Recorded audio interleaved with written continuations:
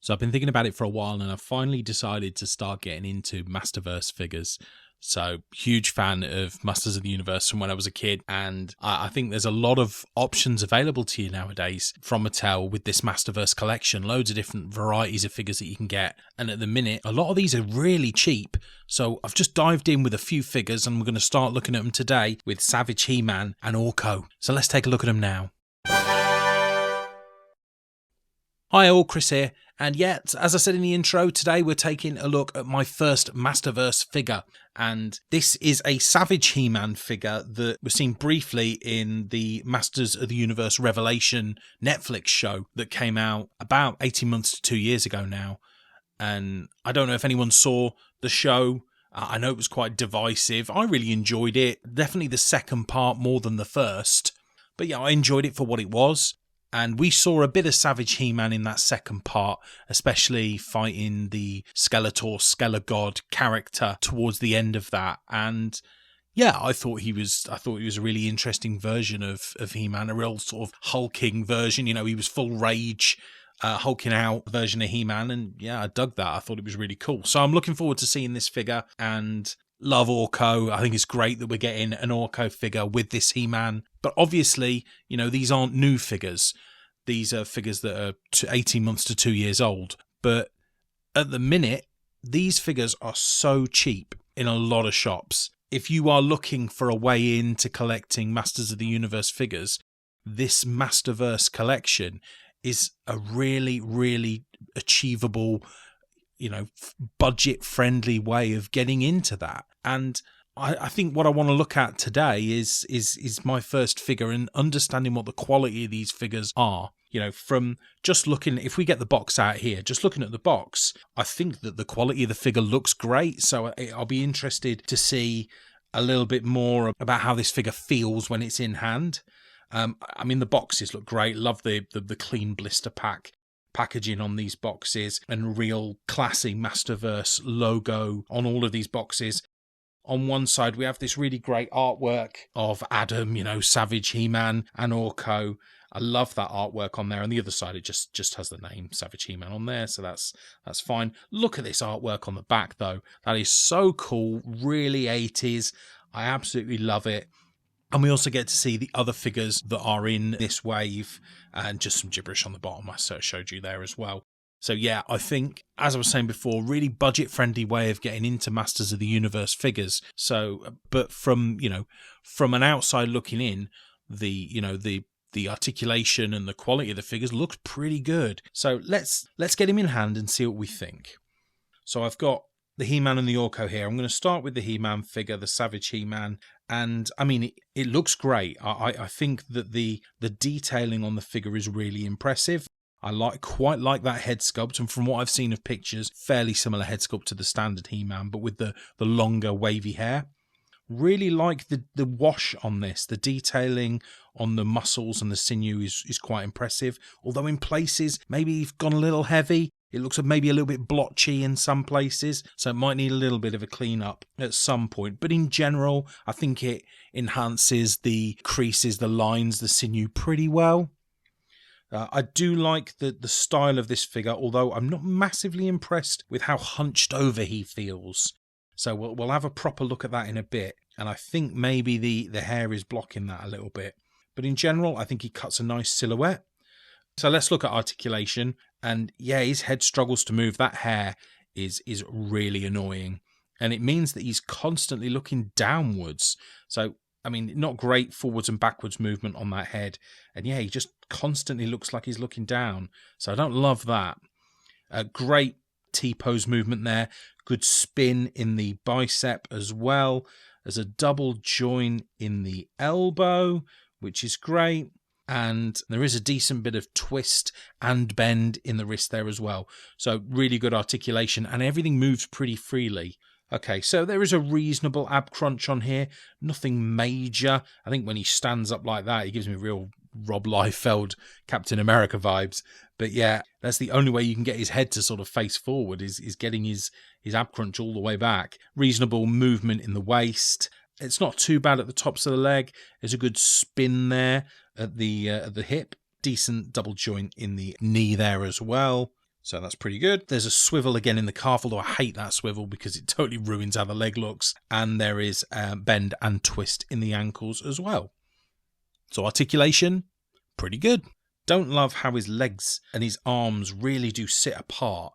It really limits how he moves there. I don't love that.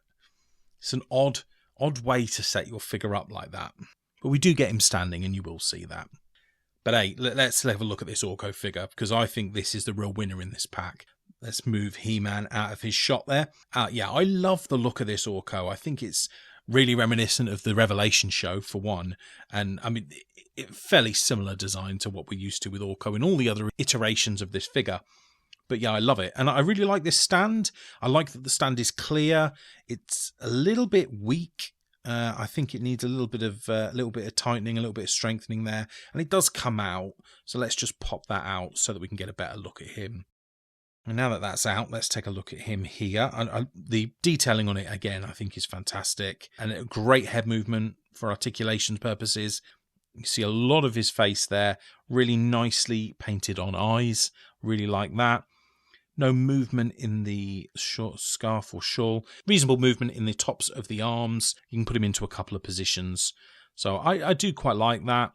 I'm going to pop that back in so that we can stand Orko back up. But I think the stand works really well. I do like that. But as you can see, it is a little weak. Let's just position him a bit better there. Few other accessories that do come with our He-Man figure. So we'll take a quick look at them here.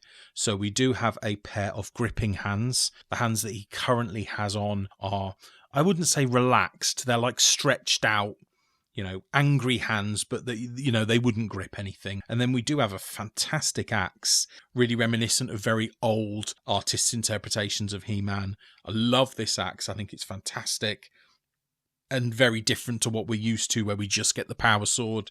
And I tell you what, this spear is possibly the best part of this whole set.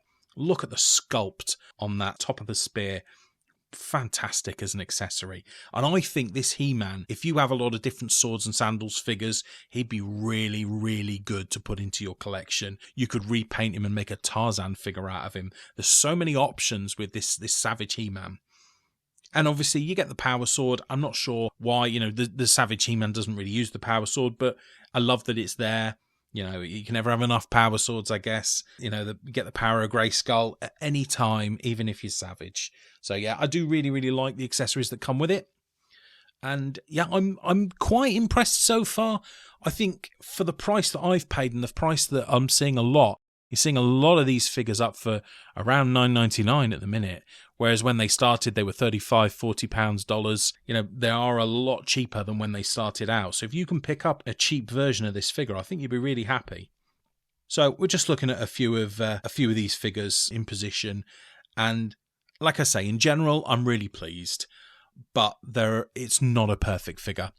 And this choice to make the hair long but also incredibly hard and force the head to look down only is really disappointing. It doesn't look too bad when it's standing up and spinning like that, but really you can't put him into a great deal of different positions and poses, which is very disappointing. A Savage figure that actually you'd think would want to be, maybe not, if not crouched, but then maybe sort of coiled and prone, ready to strike. You can't put him in those positions, because as soon as you start putting him into a kneeling position, his head's almost touching the ground. It's so disappointing that he's just looking down. But, I guess we could try and fix the hair a little bit to get some greater movement, but I wouldn't want to ruin the hair. So that's a little disappointing. But what I will say is, the weapons, the accessories, and the sculpt of the body of the figure are great. I thought he might be a little bit more hulking, a little bit bulkier than he is. It might be that this is a very similar sculpt to the standard He-Man sculpt, but I think it's effective enough. Without his armour on, with this dark wash that sort of accentuates the muscle tone, I think it works. So I'm quite pleased with it. I think again, like I say, for the price I paid, I'm very happy with what I've got, and I think it will look great on a shelf. But there are some flaws that let it down a little bit. I don't think the accessories are part of those flaws, though. Again, this spear, wow. You know, it just looks like that tip of that spear just does look like, you know, hand chiseled piece of stone, you know, slate. It's great. I'm really, really impressed with that. And again, the same with the axe.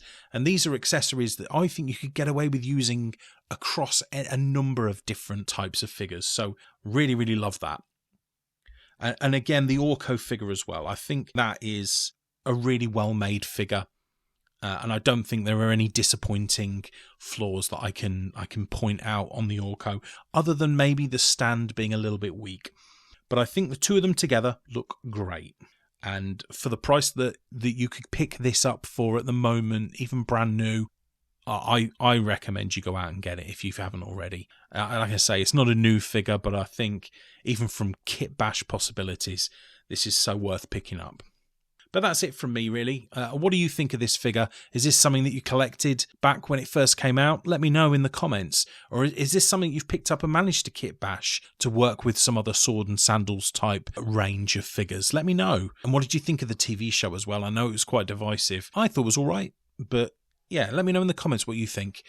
Please drop a like on the video if you've enjoyed it. It's hugely helpful to me. And also consider subscribing to my channel for future action figure reviews and news. We've got more of these Masterverse figures coming up, but we've also got loads of other pre-orders and figures that are sitting waiting to go. So I've got loads of Turtles, Ghostbusters, Marvel Legends, Star Wars Black Series all ready to go. So please hit that subscribe button, come and join our community. It'd be great to have you here.